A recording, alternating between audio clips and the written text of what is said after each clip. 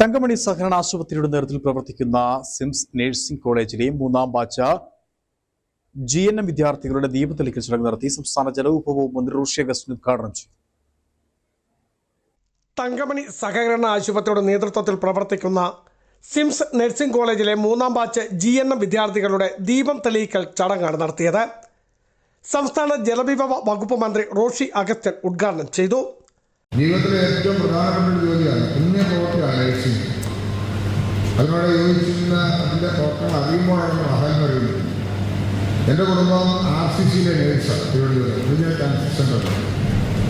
ഓരോ ദിവസവും അല്ലെങ്കിൽ വരുമ്പോൾ അല്ലെങ്കിൽ കാണുമ്പോൾ അവിടുത്തെ ഓരോ വിഷയങ്ങൾ സംസാരിക്കുമ്പോൾ നമുക്ക് വളരെയേറെ ബുദ്ധിമുട്ട് തോന്നിയിട്ടുണ്ട്. സഹകരണ ആശുപത്രി പ്രസിഡന്റ് KU ബിനു അധ്യക്ഷനായിരുന്നു. സീനിയർ ലെക്ചറർ സ്നേഹ ഫ്രാൻസിസ് വിദ്യാർത്ഥികൾക്ക് ദീപം തെളിയിച്ച് നൽകി. നഴ്സിംഗ് സൂപ്രണ്ട് ഷേർലി പൗലോസ് പ്രതിജ്ഞ ചൊല്ലിക്കൊടുത്തു.